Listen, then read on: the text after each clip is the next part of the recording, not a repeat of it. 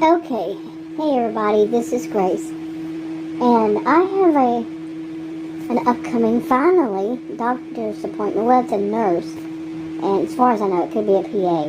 Okay, really. So, and it's really funny. Here's the funny part to it, is that I just delivered to them, to the office yesterday.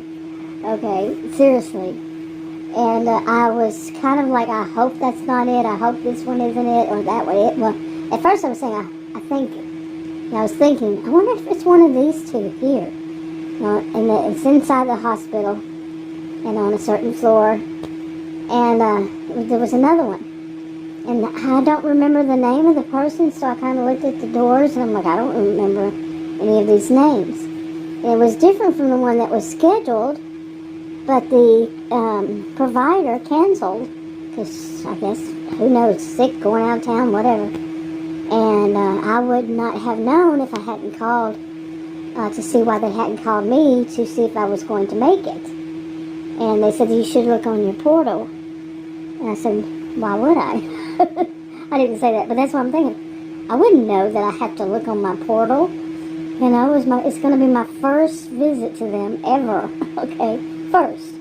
I don't like this portal stuff, seriously. I mean, people working in places, this is something I've noticed recently in various places. They think that the customer already knows something. That was a great example. They think that the patient would know to check her portal, okay? Because apparently she had canceled it, I don't know, a couple of weeks before, I don't know. And anyway, I can't remember what day it was. I had too much going on to be having all that kind of stuff going through my head, really. And then that's another thing. It's just, you got to get this app, you got to have that app, and you got to have that app, and that app, and that app. And then they're going to send you a ton of text. And you're going to have to learn how to go in and turn that off. And then you're going to, it's just nonstop. Really, nonstop. And if they don't send it to the portal, they're going to send it in a text, and then you have to go and learn how to cancel that one, that one, that one. Oh my goodness. But anyway, this is going to be my first visit to this practice. Healthcare practice, let's put it that way. So, yeah, I'm kind of wondering how it's going to be. Okay, just start coughing right away. It's so, I don't remember what they said. There were 3 things that are right out right now. I don't think it was, whatever it is. Oh my goodness, I'm so tired lately. But anyway, this is something I want to talk about, is that I'm starting to have those same symptoms again that I had in May and June, you know, that set this all off, that, you know, twice to the ER in May, once in June, got different insurance that's for a different, totally different, I will not ever return to that hospital at all, so, and anyway, it's not even related. Okay, but this is the one that first, I'm going to the hospital that first diagnosed me with my rare health condition many years ago. So, but anyway, what I want to know is, I don't know how long it had been that I didn't have health insurance. I don't know, could be a couple decades. I don't know, I really don't remember. And so it probably was, but I don't remember, so, and I do remember how poorly I was treated during those years. And I think that really, it wasn't so much on my mind until more recently, when it seems like that the healthcare providers I was seeing one after another, even those who do take, mainly they were ones that don't take patients who have insurance. And the other one that did was a total jerk. Okay, and any of them I went to that did take that, oh no, they had the elitism going full force. You know, I am a sociologist and I taught at college and university, and that is one thing I taught against. You know, and so that's what set off all this about me doing the delivery driver, because of my health. And it's mainly because of my feet. You know, I have that, and I've never heard it pronounced, well, once. Edema, swelling of the feet, ankles, and that really didn't start until, I think I had one time before then, but I think it started during that time we had those historic Texas winter storms. You know, wasn't it 2021? I think it was. Was it 20? I think it was 2021. And because Adam had just gotten out of the hospital, he couldn't sleep on a bed because of the pain and everything. He had broken ribs and all that, and he had been in an accident. Well, he had an accident, and anyway,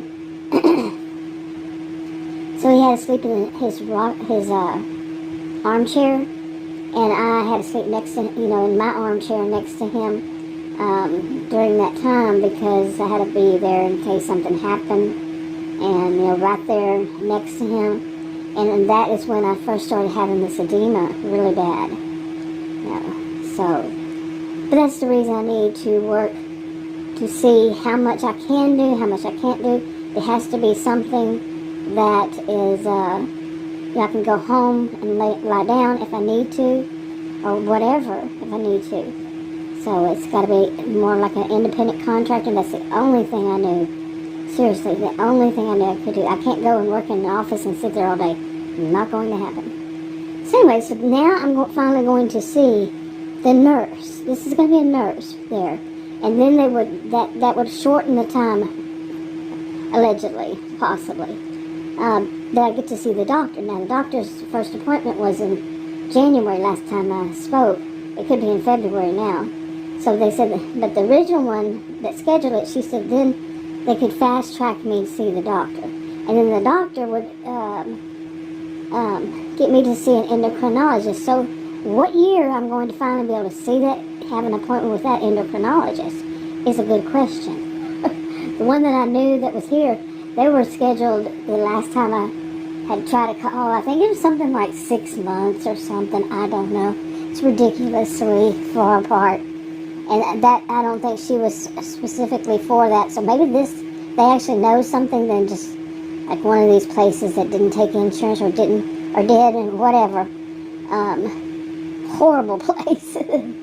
Oh my. The person that the nurse practitioner said that was going to look it up for me and give me a reference, she said, I don't know what she's telling you that for. All I do is look it up online like you would. And then she wound up giving me one that no longer worked. I no longer was in the business, but the person who answered said, well, our doctor does, and then they dropped the ball, didn't order the CT scan, and it was an online thing. The doctor told me that I should call the hospital, have them send it instead of his staff. He got fired fast. And as it turned out, he was for totally different thing, and for men. I'm not male, never have been. And he was for one thing, mine is another. So there was such crap. They waste your time, your money, and I'm actually paying for it, each individual, before I had insurance. And now it's just going to be paid. This system is so screwed up. But, really. Anyway. So tomorrow I get to see for the first time, and like I said, I delivered there yesterday, and the woman I delivered to, she seemed a little bit, and I was hoping not, she had a very little hint of an attitude, a mean girl attitude, adult mean girl attitude, just a little hint. But then she stopped herself. Maybe she just learned she could get fired for that. Maybe I really do think but the people there in that area, the whole area, they're nice. They're really nice. Okay, and the difference really is, let me see if I can put it, give a ballpark or something. Say, it's a difference between, I think I've said this in a video, I might be repeating myself on this part, but, quite often do because each video is a new video, but it's the difference between a big city and a big town, let's say, or some of them are. But anyway, that area, the people are just so nice. And I've actually been out there and I'm driving around making a video. I don't know which channel I put them on. But I would say things like, I'm not used to people being so nice. You would think it would be simple. It would make things easier, but it's not. I don't really know how to explain that one. But when people are nice in places, they will actually slow down to let you over.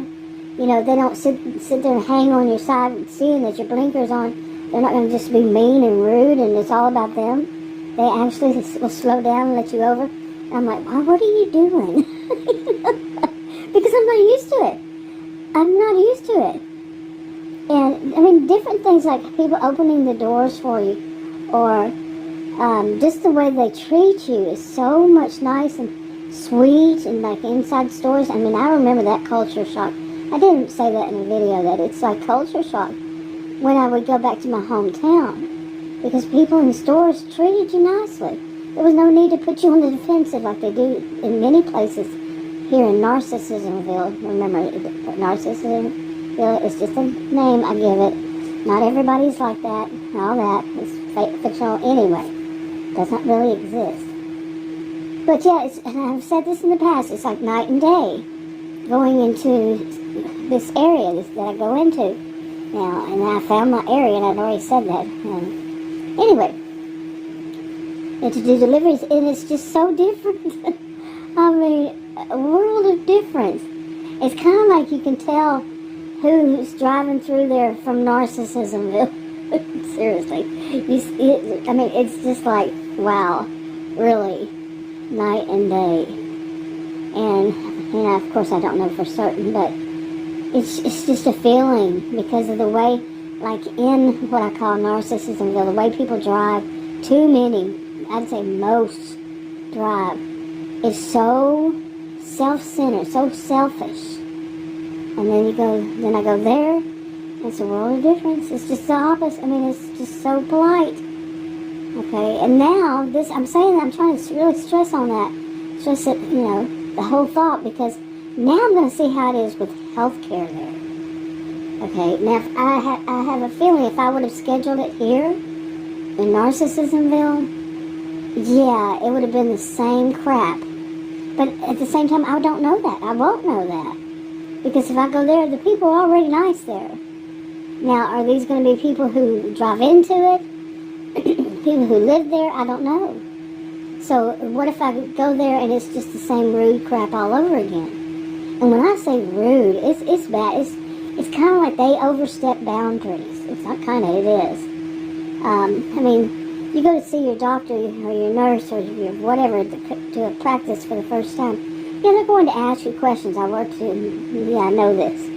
And, but they will overstep and they will try, this is narcissism or what I've seen. They will try to put the person on the defensive, like they're going to accuse them right away of something. A patient that's just there for the first time, they do it shock, they shock you right away, and you're just going to sit there in a daze, stunned, that they would accuse you of something. And no, I'm not talking about that one. I'm just talking, some people would assume. No, I'm talking like little accusations of, well, maybe you don't maybe you don't take that pill right, at the right time. It's putting you, saying you are at fault. It's blaming, you're not even a victim, but they're going to blame you on something. With an accusation hint of behind it. Or maybe you're eating the wrong thing. They don't know what you eat. This is your first time there. They have no idea that if you eat or whatever, but they're going to blame you on something, and you're like, why? You see, I'm not doing a good job of it. They're good at this. I'm not. The people who do this, they can come up with these things easily. I'm just trying to give examples, and I don't know if those are going to make sense or not. Like I said, they'll put you on the defensive right away. It's like you're walking into a war zone, You're walking into knowing that you're going to be attacked, practically, verbally attacked. And you're going to be put under the microscope. And, all these accusations against you. Like you're in some court of law. Really. It's just unbelievable. It's a very negative feeling, and because I have panic disorder, I usually only have it whenever it's real. Once, when, like that, walking around that, it was an oldest building. I haven't seen those in years. The upstairs, it was like a well, it was either a hotel or I don't know how they rented or something, but it was really bad. And one of those one delivery, and Adam was with me, and he was in front of me, and I walked up the stairs, which did actually have that landing. But as soon as I got up to the front, the walkway was around it. It just circled all around it, no break. And I got to that, and that was downwards, and it made me lose my footing, and I came real close to hitting that rail, which was the only thing keeping me from falling off to the next floor. I had a panic attack then, but that's normal. I mean, I'm fairly certain that would be considered normal. And when your life is endangered, actually endangered, and I've said that in another video, but anyway, I'm just going on. But let me get back to this, about this, going there. Now, are they going to be nice, or is it going to be them putting me on the defensive? That stuff has already made me feel kind of, it's a dread. It comes back to being a dread. I dread going to places. Now, how am I going to respond when I just don't know how to act anymore? When people are so nice, it's like, I don't get suspicious of them because there's nothing giving me that feeling that they're lying, or they're patronizing, they're being condescending, or they're being whatever word, that's negative. No, they're just nice, and that's even shocking after, 2 decades of the opposites? You see? So I'm going to see how it turns out. Hopefully it's not somebody who's that type, really. Don't mean girl, don't mean boys. It's going to be a woman.